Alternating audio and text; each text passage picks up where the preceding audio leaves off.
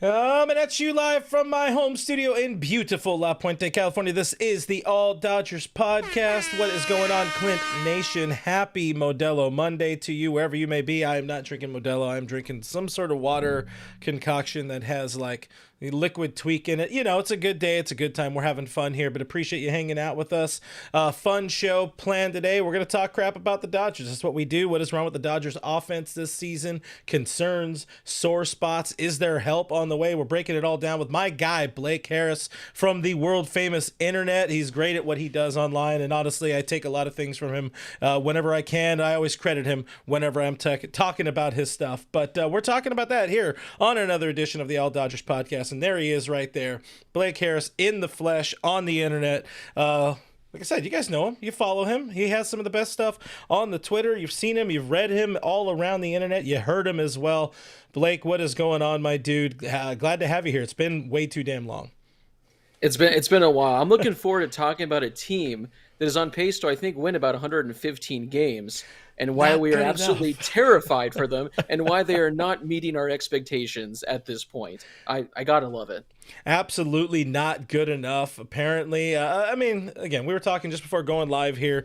There are reasons why we can, piss and moan about a very good team, or at least record-wise, because they're doing it. It feels almost like with smoke and mirrors. They're reliant on the slug. They still haven't had like an offensive blow up in a positive way. Pitching has been really, really good, and that's what kept them afloat. But anyways, before we get into all that, my name is Clint Pasillas. If you guys don't know me, we've both written about the Dodgers. We podcast. We talk about the Dodgers online. We've been doing that for many, many years. So we somewhat know what we're talking about here. Hopefully you guys consider giving this video a thumbs up, subscribing to the channel if you would not mind. We just passed 15,000 subscribers. We're trying to get the 20,000 mark, and you guys are literally the only people who can help do that. If you can't watch the show live or watch here on YouTube, check it out. Apple, Spotify, everywhere your podcasts are available. Rating, reviewing the shows on those really do help out the channel as well. But enough about me. Let's talk about these Dodgers and talk about why you're here. Like we've kind of alluded to, 16-7 through the first 23 games. Started the season 8-0 since. They've gone 8-7. It feels like they're not as bad as what we've seen, but there are some things on this roster, particularly lineup-wise, because like I said, pitching has been good. Pitching is keeping this team alive for sure. Some of the lineup things is what makes it like both shocking that they're playing as poorly, but surprising that they have the record that they have.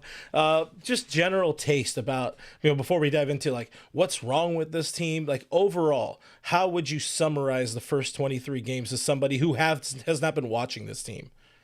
It's weird because, again, you watch this team on a day-to-day basis. They don't look as good as the record shows. Now, if you're an opposing fan, you look at the record, you see that they're, like you said, 15-6 or 16-7, whatever. It just doesn't feel that way. And even when the Dodgers began the season 8-0, I think some of us on Twitter, I know I was saying it, it doesn't feel like this team is playing like an 8-0 team. They're winning all those games, but they were doing it because of a walk-off, because the pitching really holding things down, the other team doing some sort of blunder.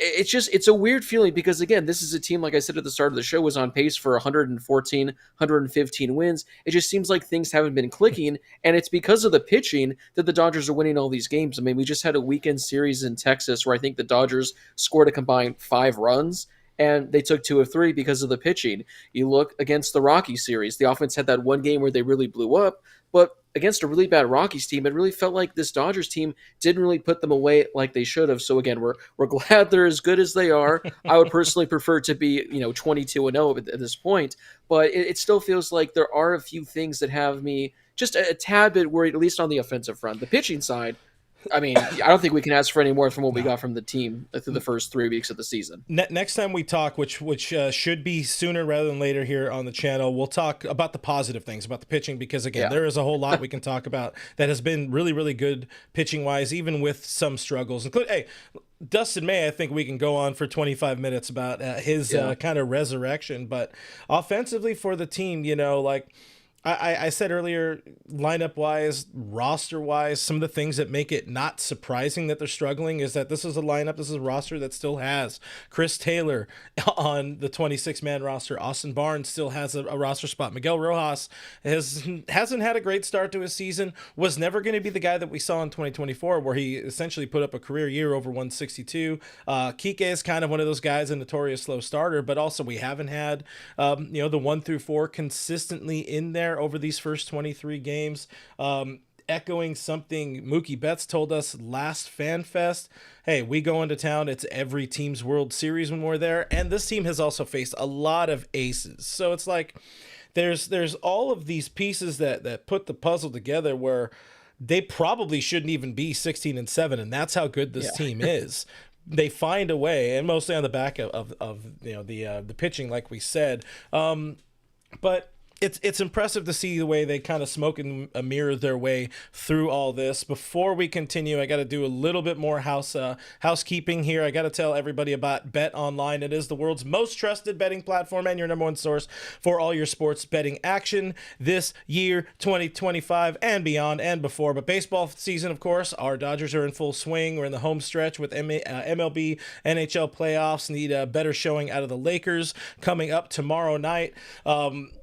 There's a bunch of ways to stay in on the action with Bet Online. They have the latest odds, news, and scores, even live in-game betting while games are being played on the Bet Online app or however you bet online, I guess. They have the largest selection of odds on everything from MLB, NHL, UFC. BetOnline remains the number one online source for all of your sports wagering info. There's in between games. Sorry, I'm saying this part wrong because I do get excited about this.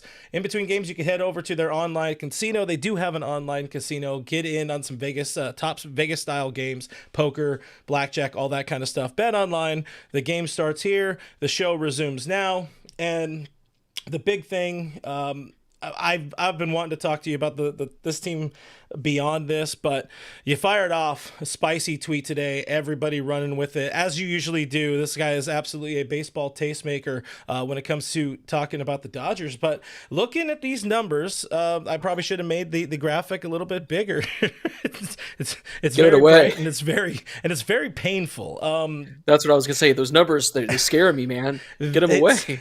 It's middle of the pack feels like an understatement because middle of the pack would be good. This is bottom of the pack stuff. And of course, the numbers you're showing are since the conclusion of that 8-0 run to start the season. Overall, average, they're 20th. They're batting .227. That's the totality of the season. On base percentage, they got a .311. I think that's good for 11th. Again, that's a complete season. And OPS tied for 8th, thanks to mostly homers and slug. 726 OPS to open this season. But again, since that 8-0 start, bad? Do we call them bad? I mean, the crazy thing is, like you said, this is since, that 8-0 run. But if you do this over the course of the season, the Dodgers outside of home runs aren't really top 10 in any offensive category. And I know you can say small sample size, but over the course of 3-4 weeks, this is an offense. This is a $400 million payroll that should never be outside the top 10 in any offensive category unless it's over like a 2 or 3 game sample size. Going back to when that 8-0 run came to an end, this is an offense, like you said, Clint, it's not they're kind of middle of the pack. No, they're in the bottom third. Yeah. And this is just, it's really weird because, again, the crazy thing is that when I didn't include on this was home runs because they're actually, I think, like top 5 or 8 in home runs during this stretch. They're still hitting home runs, which is a winning formula, hence why they're still winning games. It's just, I wish I would have saved it. I know it was on the Dodger broadcast, I think, yesterday, but I think it's something like 58% of Dodger runs this year are via the long ball, which is by far first in all of baseball. Now, obviously, in the postseason, you win games by out-homering your opponents.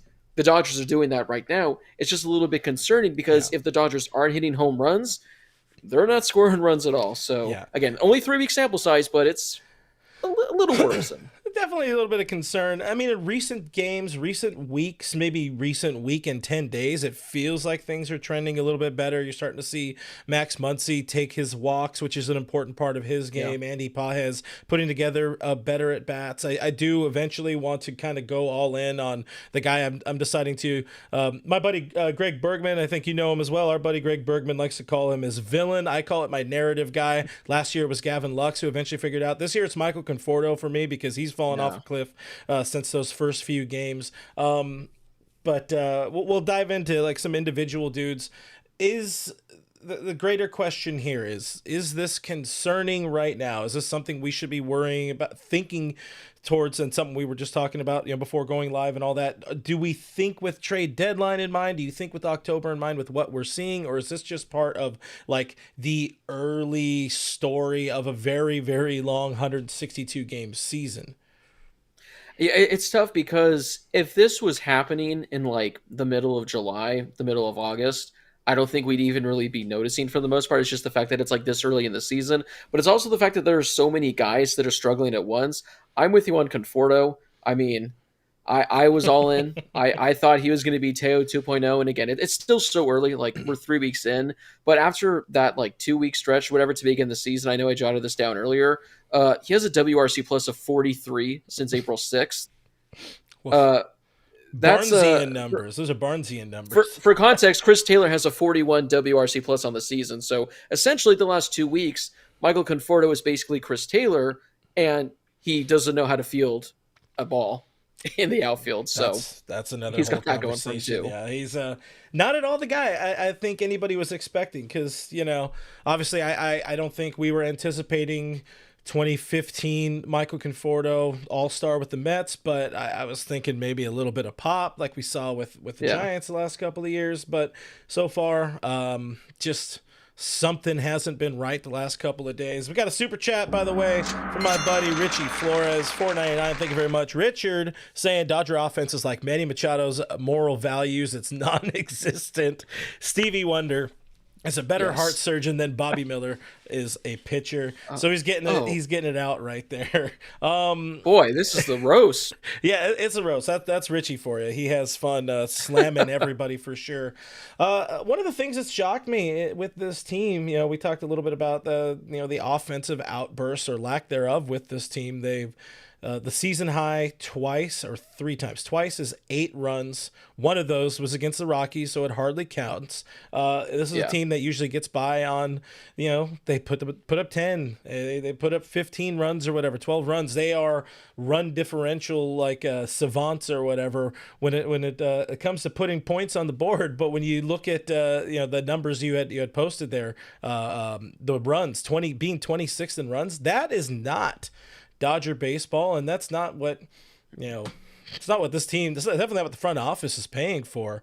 Would you agree? And we've kind of said it as much already. Is the team just way too reliant on slug to make things happen, or are they just going back to what I said, like fighting the best or facing the best pitchers on either good or bad teams, but basically facing each team's ace as they go through. Like even again, Cubs, Imanaga's going out there. Matthew Boyd, when they face them tomorrow, Boyd's been great, and he was also great against them a couple days ago. It's like, I don't know if it's the Dodgers are bad or other teams are just really getting it up when they play against them. Yeah, it's kind of like both. I mean, the Dodgers, they faced so many good starting pitchers so far earlier in the year, but something that's crazy, I know you just mentioned it a few seconds ago about how this is a team we expect to score 10, 11, 12, 13 runs. Mm-hmm. As of right now, as of April 21st, the season's already a month in essentially, there are 4 teams in all of baseball that have yet to score 9 runs in a game. And the Dodgers are on that list. If I would have told you, a month ago that a month from today, out of all the 30 teams, 26 are going to have already scored 9 runs in a game, I think you would have taken every super chat you've gotten ever on this channel and dumped it on the Dodgers being one of those teams. They probably would have been like minus 10,000 odds. Yeah. But we have yet to see that from this team. We almost got it last week against the Rockies. Granted, one of those, I think it was 7 runs, came in just 1 inning. And to be fair, they shouldn't have even happened because there was that Michael Conforto play. It was like an infield single, but it should have been an out. They kind of tallied on after that. We haven't seen that from the Dodgers yet. We've gotten a lot of 4-run, 5-run performance. I Yeah. think you said they've scored 8 twice this year, but this is an offense that was expected to be the big bad offense, and for whatever reason it is, we just can't seem to get that at least consistently for this Yeah. team. Chat has some thoughts in here. Appreciate everybody hanging out with us in the chat as well. BC talking about Mookie's kind of struggles of late, down to, I don't know if he's down to 243 on the season. I know he's been struggling over the last week. Down Can I from can I quickly say, Clint? yes. When was the last time you took a look at Mookie's baseball savant page? I have not. I have not in quite some time. Is I it not what we want? go take a look right now, because I was doing an article this morning Uh-huh. and I went over to his savant just to take a look, and I was not expecting what I saw on that savant page for the first top half of that, because you might want to brace for impact on what it's looking like for Mookie so far. Ooh. Oh no, baby. What is you doing? Yeah. Let me find the way to get that on the screen there so people can enjoy the struggles with us. But try to elaborate as best you can what we're looking at here. So for essentially those out there that are familiar with baseball savants, their advanced analytics, they pretty much tell you what your expected stats are. And for Mookie Betts, he's always in the 90th percentile or better, which means he's really good when it comes to all these advanced metrics. Well, as of right now, through the first month and a half, he's not in the 90th percentile for a lot of these. He's not in the 50th percentile for a lot of Very these. un-Mookie like. He's in the bottom third in the league. And I know his numbers aren't as good as they have been in years past, but yeah, if you look at that right now, it ain't. That's what you see from a Gavin Lux, Clint. You see that from a The bat Miguel speed, Vargas. Listen, I do wonder if we were. I mean, he had the stomach bug coming out of spring training. He misses the first couple of games in Tokyo, comes back, and then we kind of get our hopes up as he drops a couple of bombs, including I think he had a walk-off in there the first couple of games at Dodger Stadium. Maybe having that sickness and losing 17 some odd pounds was not good for him. Even if the weight is back up, like that weight fluctuation just feels like a whole lot to go through in a month's time or so. So I do wonder if that's that could be part of the issue for Mookie a little bit there, because that ain't pretty. I did not realize that much that it was threw me off. That is sad. I had to double check that I typed in the right name this morning, because I couldn't believe it when I saw those. But hey. That's why we look. Oof. By the way, I forgot to mention to folks in the chat, where's producer Kevin? He had one of his weddings this past weekend, so congrats to Kevin. Also, congrats to him not being here, and will be at both of the Cubs games tomorrow and Wednesday, being a Chicago boy. Another one of the people had mentioned in the chat before we got derailed by the awfulness that is Mookie, and frightening numbers to see there. BC saying MV3 tired of carrying, and maybe that leads into something there with Mookie, is that the bottom of the lineup, like, it's been an issue. We're going to talk about the bottom of the lineup in a second, but the understatement of the show is it has been an issue for this team, and it's really been Shohei doing as much as he can at the top. Mookie's had, despite those numbers, he had some very, very big hits for this team. Freddie missed a bunch of time. Teoscar also being a run producer, as he usually is. Will Smith being a run producer when he's given his opportunities. But at some point, you're just like, here we go again. It's like, it's all on me. There's a burnout. There's a serious burnout factor.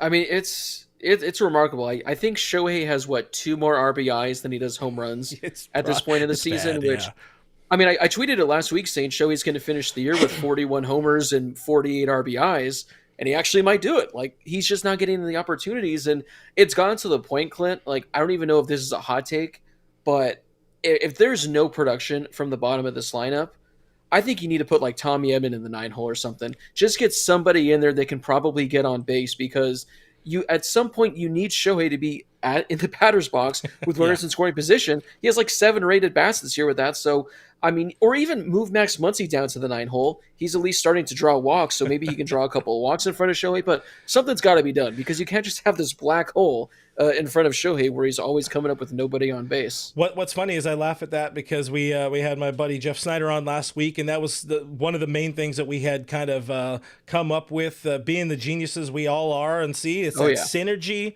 All of us smart Dodger fans plus myself thinking of good ways to help this lineup. And yeah, Tommy Edman in that 9 hole as like the second leadoff hitter, it makes a painful amount of sense, as much as he's been great to open the season, and obviously being an important run producer with guys like Freddie out, batting third, batting cleanup, whatever it is. But to have that consistent guy, like a consistent, I'm going to get on base, I'm going to be a run producer, I'm going to get you some doubles mixed in there and give Mookie Betts, give Shohei Ohtani an opportunity to drive in somebody, or the Max Muncy factor where he's not doing well wherever else he's been. He is starting to earn his walks, but maybe him batting 9th along with the protection of having Shohei Ohtani behind him.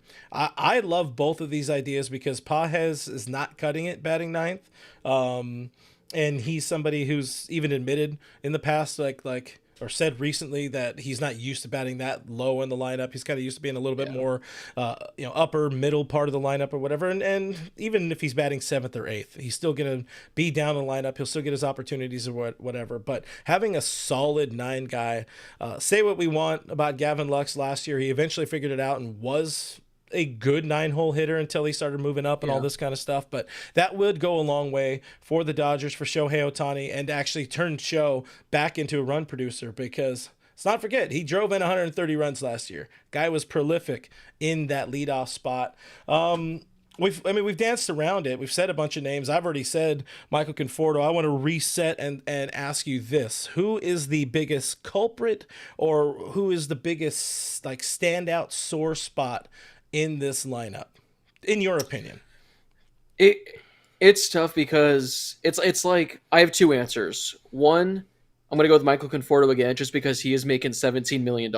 Yeah. And like I said earlier, since April 3rd, he has the same WRC plus as Chris Taylor. So over the last 3 weeks, Michael Conforto was essentially giving you Chris Taylor production, only he actually, well, I was going to say jokingly, he's a lot more, but he's like $2 million more than whatever Chris Taylor's making. But the other is Andy Pages, just because I don't think we had, it's tough. I had high expectations for Andy Pages this season, but they weren't sky high. I was like, if you could be a 100 WRC plus kind of player, I will gladly take that. But because of the production he's giving in center field, which I don't know if this is because of his insane catches he's had the last couple of days, but I'm starting to see some rumblings that his advanced metrics suggest he's a lot better than the eye appears. So maybe Andy Paz is actually the center fielder the Dodgers need, but he's with the team because of his bat. You'll swallow the defense if he hits home runs, if he's getting on base.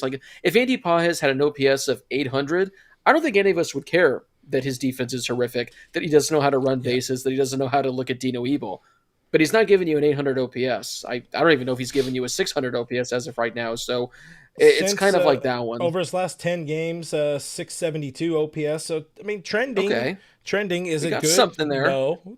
Is it better than what James Outman might be giving this team? Maybe, but at least Jimmy could play some center field. Not that we'll ever see James Outman. I apologize for even bringing him up to the chat. Push that thumbs up button, guys, if you never want to see James Outman in a Dodger uniform again. Andy and Shannon Sabala says, hey, Clint, long-time listener, first-time caller, don't panic. Then he says, fuck. So I agree, or they say basically the point is, I agree with that kind of sentiment. For me, to the question I asked, I've already kind of tipped my hand, and then we both stole each other's thunder with the idea of Conforto. This is a dude who's hitting 5th in this lineup, 6th, 7th in the lineup, and since that vaunted end of the 8-0 run, he is hitting a $125, 463 OPS as a homer, 16 strikeouts over that stretch, 3 grounded into 3 double plays, which I really thought it was more. It felt like at least 10 or 75.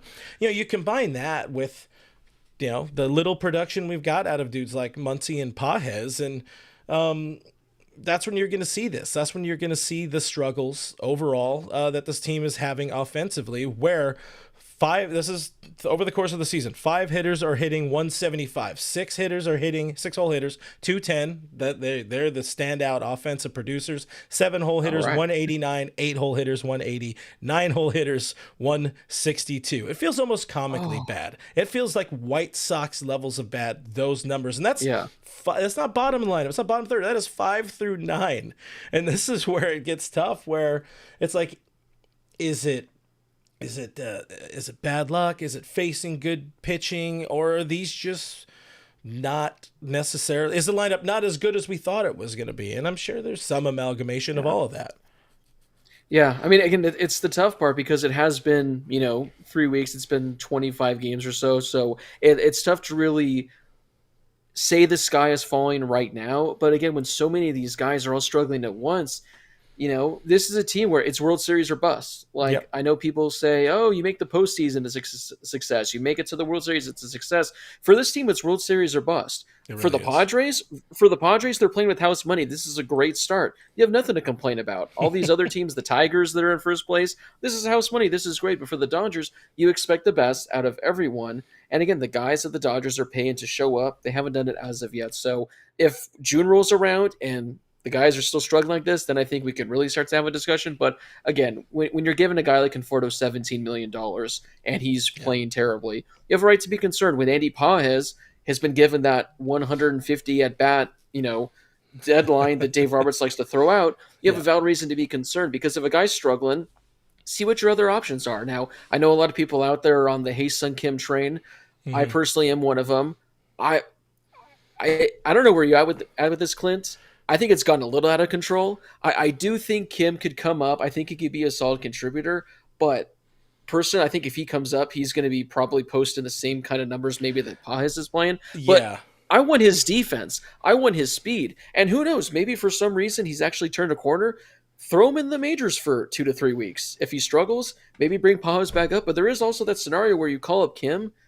He hits 260. Yeah. He does, steal a lot of bases. You don't know until you call him up. So at this point, what do you have to lose? But again, the 150 plate appearance threshold, got to get Pages there, because in the next 90 at bats, he'll figure things out. I'm mixed on it, and this was going to be one of the next things I was going to ask you about. It's like, is there any signs of hope? Is help on the way from AAA? Because there are a lot of people that are clamoring for Kim. People would love to see Alex Freeland getting opportunities, but the reality is, it's like we're kind of doomed to watch this team either flounder or succeed with what they have for a while, because like you mentioned, that 150 at bat mark, Dave is going to the front office is going to adhere to that, like they did with Lux, even though Lux passed that 150 at bat mark last year and was still kind of in the struggle bus category. But I've seen people say it's better to kind of let Kim keep figuring it out, keep going through his ups and downs at AAA while there's not going to be playing time here. Like if he's taken up with the big league club, if Kim is taking time from somebody, it's not going to be from, obviously not going to be from Mookie at short. It's not going to be from Tommy Edman at second or in center field, and Pages is going to be out there. So where does Kim play? He's playing every day at AAA, and he's not going to get the. I think actually it was Snydog who said on Twitter, not Pages, Miggy Rose only had like 35 at bats this year. They're not going to call up Kim now to take 3 to 5 35 at-bats. Too many, Glenn. It's 35 too many. Rest in peace. Good Miggy Rowe. It's and I'm seeing again one of the people in the chat, a couple people, and I've seen it all around. It's like, are we panicking too much? 100%. Do we have every right? Sure, I think we do have every right, but these guys aren't going to come up and get opportunities, because this isn't like 2015 Dodgers calling up Corey Seager and letting him play, or 14 with Peterson, or Bellinger in 2017, whatever. Like, those teams had opportunities for the young kids. This team, they don't. There's not really that very clear open door. If there was an open door, Michael Busch would have had an opportunity. Oh, I know. But now look at him. He's doing, and we get to see him again. Can we stop playing the Cubs, by the way? But enough. it's not going to be, in my opinion, it's not going to be Dalton rushing time anytime soon. It's not going to be Alex Freeland Yeah, time anytime soon, even though Freeland has been killing it at AAA, hitting 329 entering play today this yeah. season. Only has a homer, but we don't need everybody to knock dingers. Does strike out a fair amount. And then Kim kind of back on the down a little bit from that the height that we saw him, getting all those AAA highlights about a week ago or whatever, but still hitting a solid 265 entering play with an 840 OPS. All those numbers definitely feel better than Pages, and I could see people, just like you're saying, like, if Pages doesn't have it right now, let's try somebody else. But the Dodgers are very slow with those kind of moves sometimes, and that's going to be, like you said, 150 at bat. I think that's going to loom large with this front office. They don't want to go crazy and panic. I guess make panic moves. One thing I wanted to throw your way, Clint. Where are you at with Luis Robert Jr.? What are your thoughts on him? Because I have mine, but I just want to know where you stand because Does he I know have he's a polarizing one in the Does he Dodger have a time community. machine? Listen, I was all about Lou Bob last year. Even with the numbers, he's like kind of getting further and further removed from those good Yeah. seasons, from that 38 Bomba season, from getting on base, from having any sort of bat to ball skills. That said, assuming it would be a relatively cheap flyer by Dodger standards, listen, this is a dude who has upside. He has talent. It's a reasonable, for also Dodger standards, it's a reasonable contract. He can play some center field. He's hit in the past. Maybe going to a winner wakes something up. And I'm assuming that's probably the same, something close to what you're feeling about it or him. Yeah, like I want him. Like if we're getting the 2023 Luis Robert, like oh my goodness, but I just like I want Game him. Like I changer. want the Dodgers to acquire him, but it's just like if you make that move, are you essentially just getting Andy Pajas 2.0 out there who just can steal you a couple more bases, and Yeah. you're paying a lot more, and who knows? Because I know there was like a James Outman rumor in that, and that it was like a frontline Yeah. prospect I attached think to that. So Nightingale had mentioned that. Yeah. yeah, so if it's like James Outman for Luis Roberts straight up, like by all means make the trade. But yeah, like because there is that scenario where maybe like with Kopech, we saw Kopech be terrible with the White Sox. A change of scenery, who knows what it Yeah. can do?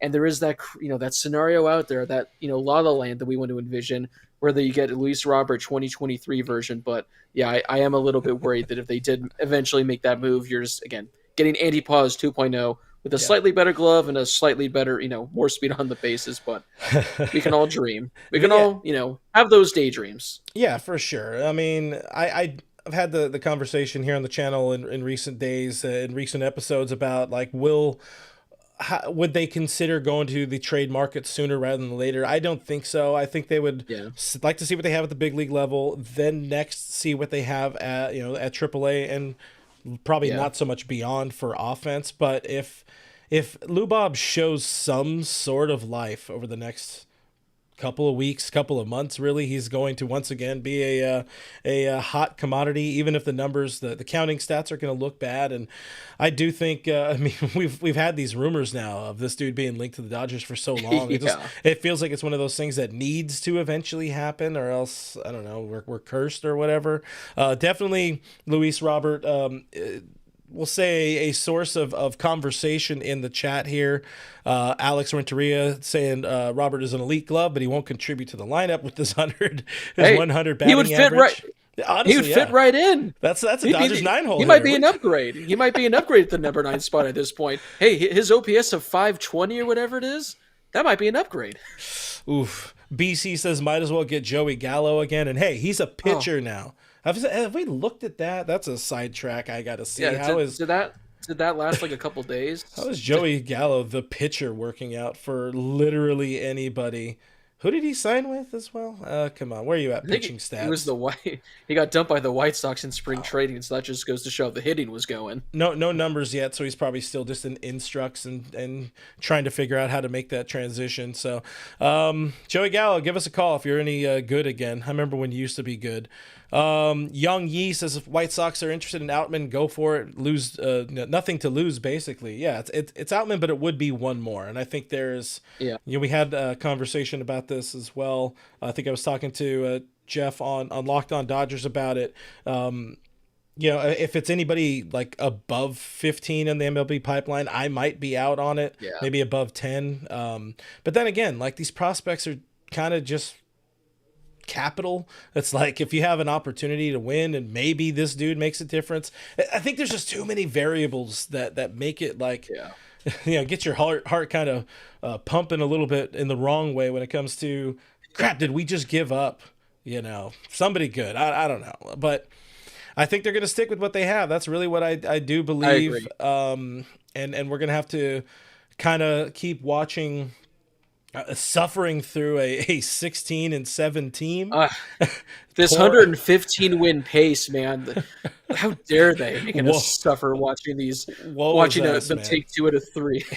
Taking 2 out of 3 from the Rangers. How dare they? Sons of bitches. One of the things I do want to see, though, and I mean, overall, I don't want to. We can move on. I want to talk Cubs series with you for a second, and then we'll get out of here. Again, guys, make sure you give him a follow at Blake H. Harris on the Twitter. He does a lot of good stuff. He also has a Substack where he's writing about the Dodgers daily. So go check that out. Subscribe, support independent Dodgers thinkers here on the internet. But what I really need to see, and this goes in line with the bottom of the lineup and all that, I just need to see the role players stop struggling. It seems like every move the Dodgers have made has gone like south, whether it be finally talking a little pitching here. Wrobleski absolutely shitting the bed. Knack not doing well. Bobby Miller, I hope we never see again. And I'm sure you have a lot to say about Bobby Miller. We'll have that conversation one of these days because I don't want to pitching. We might be going for another hour here.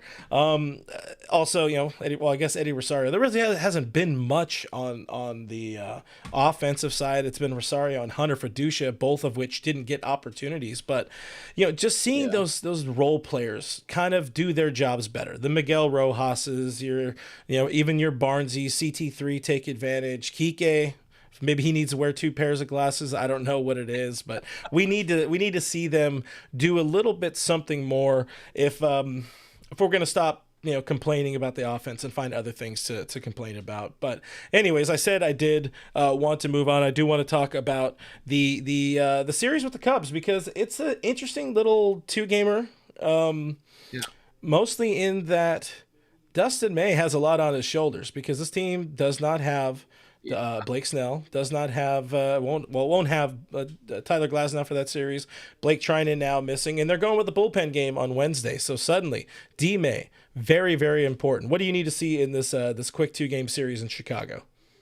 Yeah, no pressure, Dustin May. We kind of need you to go 7 innings tomorrow. Do you think you can handle that? Easy. Yeah, I mean, it's just remarkable, Clint, that I remember prior to the start of the season, everyone was talking about how deep this Dodger rotation was. They have 10, they have 11, they have 12 options, and we're over here in the middle of April, and we've had a Landon Knack start, a Justin Wrobleski start, a Bobby Miller start, and now we're getting a bullpen start. They're not calling anyone up, right? That's like a true all hands on deck bullpen for Wednesday. That's what we're hearing. That's what Dave has said. That the plan is, and not even like backup. Even Robo for 2 or 3 innings, but not as a starter. We're gonna see a lot of Ben Kasparius. So this is where, him too. Hey Ben, can you go 4 innings for us on Wednesday? Are you built up? Get some quick outs, man. It's crazy. We talked a little bit of Dustin May, and I keep trying to say I don't want to. Well, we're not going to talk pitching as much as I want to talk pitching, but Dustin May. I mean, this dude missed the better part of the last 4 years with injuries, and we didn't really know. You couldn't know what you were going to get out of him to open the season, and now we're getting into that point where I love what we're seeing out of Dustin May, but I'm starting to get a little worried now because every year where we have relied on him, where this team has relied on him, where we as fans have started to feel like, oh damn, no, this dude is like a dude. That's when something bad kind of happens, and it's if he has a Glasnow incident, it's going to be bad. It's going to be bad, but I'm not going to be negative. I'm not going to have those bad thoughts enter my brain. Dustin May is going to continue on with his player, comeback player of the year journey here, his season here. He's going to best Shota Imanaga, Mike Imanaga if you're nasty. And the Dodger bullpen is going to somehow be better than Matthew Boyd, and Dodgers are going to sweep because why not? Hey, as long as if they can contain Michael Busch, They should have no Right. worries. Just contain Michael Bush and you're going to win. It's not But in LA. no, it So that right. helps. That's true. He doesn't have anything to prove there. But with Dustin May, like I will admit, I coming into the season, I wasn't in favor of him being a starter. Now Yeah. because of Tony Gonsolin's injury, because of the other things, he's had to be a starter, and he's proven me wrong because I thought this guy in the bullpen, he would be a nasty weapon. Same. But Dustin May, I mean, he's exceeded my expectations. I didn't think that he would look this good. Now I will say, Clint, at 17 innings this year, he's already starting to inch toward his career high for a season, it feels like. Bruh. So you may want to put that arm in ice for a couple months because 208 career innings since 2019. I mean, that's just, I know the number's low, but you see that and you're like, that's insane. Like, his arm has so little wear and, well, it has a lot of wear and tear on it, but like game action wise, it's crazy. But yeah, Dustin May, I mean, he has been so good for the Dodgers, and the fact that he's, I think, gone like kind of deep into games the last couple starts, right? He like went 6, I think, in Washington. Yeah, I want to say, and then, he keeps letting it eat, as long as it's not a salad, but keeps letting it eat. Keeps going deeper and deeper into games. And what I love is two things. You're seeing, you could visually see the changes they tried to do to help keep him on the mound. You're seeing the lower arm angle. That slot is down. Look at his baseball savant, and look at the the arm angle percentage by or degree from year to year, how much more side armor he kind of is. But really the change on that grip, making that a weapon, making this dude finally into a strikeout pitcher, he has been impressive. He has been much more impressive than I was ever anticipating. And hey, we also get the Catman back at some point too, so the kids will be back, and we're gonna have a lot of fun, I guess. The kids, and Grandpa Kirsch. And Grandpa Kirsch comes back in a month too. He's hey there, pitching, fellow kids. He's gonna. How do you do, fellow kids? Yeah, he's pitching a Double-A tomorrow, making his second rehab start, so that's cool. Love to see him back. Andy and Shannon says Dustin May, the Cy Young Award winner. Nah, that's my guy Yama, but again, man, can't talk pitching. I made it a point to not talk pitching. Blake, I guess we could wrap it up here. Any last words about this team and where we're at, and either throwing a napalm into the crowd and taking off, or providing some point of some voice of reason for where we're at with this very small sample size of 23 games? Clint, I guess we should be a slight small voice of reason here. We should come out and say this team is going to be fine. We I know. Again, it's so crazy because, again, it doesn't feel like the record should be what it is, but that just goes to show, if this offense wakes up, if Mookie Betts gets that savant page a little higher, if Andy Pages, if Max Muncy, if Michael Conforto, if they all want to start hitting, this team is going to go on an absolute run, which at that point, watch the pitching be the balance that all of a sudden they start to struggle and it's all for naught. But it's going to be fine. It's just crazy though. Again, you look at those numbers over the last 3 weeks, bottom third in baseball. It is worrisome, but it is April. They're still winning games. In August and September, when they're up 18 games in the division and they lose 4 or 5, then we can come back, have another episode where we say the sky is falling. This team is doomed. They're going to get bounced by the Reds in the NLDS. Yeah, next time I have you on, we won't have to be all the doom and gloom and all of this kind of stuff, making up voice of reason things, which I agree with what you're saying. It's early. They're going to figure it out. Even pitching is going to keep on getting better as we get more and more arms back. Emmett Sheehan will be back in there. Hopefully Brusdar Gratterall by All-Star break or whatever. It's the offense, though, that still is going to kind of keep me up at night, because there's not offensive depth waiting to just kind of come back, So, like you said, Conforto start hitting. Muncy, we need some of that pop back. But that was a lot of fun. I appreciate you hanging out with us. People already see it on the screen, but and I've already said it, but say it again. Tell people what you do online, where they could find you, how they could support.